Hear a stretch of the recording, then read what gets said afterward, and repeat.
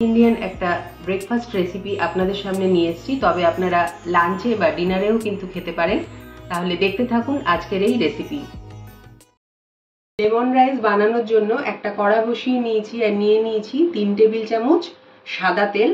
আপনারা olive oil বা যে কোনো রিফাইন্ড অয়েল নিতে পারেন, সর্ষের তেলটা চলবে না। তো তেলটা আমার আনানো হয়ে গেছে, দিয়ে দিচ্ছি সর্ষে, দিয়ে দিচ্ছি জিরে। সর্ষেটা নিয়েছি 1 চামচ আর হাফ চামচ নিয়েছি জিরে, দুটো দিয়ে দিচ্ছি শুকনো লঙ্কা, একটু আনিয়ে নেব।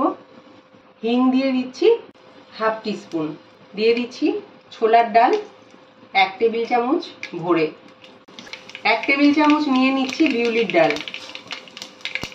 সবগুলো আনিয়ে নেব। কারি পাতা দিয়ে দিচ্ছি 10-15টা। এখানে 1 কাপ আছে চিনে বাদাম, সেইটা ভেজানো ছিল, দিয়ে দিচ্ছি।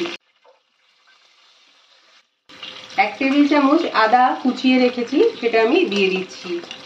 আর দিয়ে দিচ্ছি 3টে চেরা কাঁচা লঙ্কা, 10-12টা কাজু দিয়ে দিচ্ছি। হলুদ নিয়ে নিয়েছি 1 টিস্পুন, এটা দিয়ে দিচ্ছি। এই কাপের 1 কাপ আমি বাসমতি চাল নিয়েছিলাম আর সেই চালেরই ভাত করেছি। ভাতটা আমি 90% করেছি। তো এবার দিয়ে দিচ্ছি। এখানে লেবুর রস নিয়ে নিয়েছি 2 টেবিল চামচ, তো দিয়ে দিচ্ছি। ভালো করে একটু মিক্স করে দেব।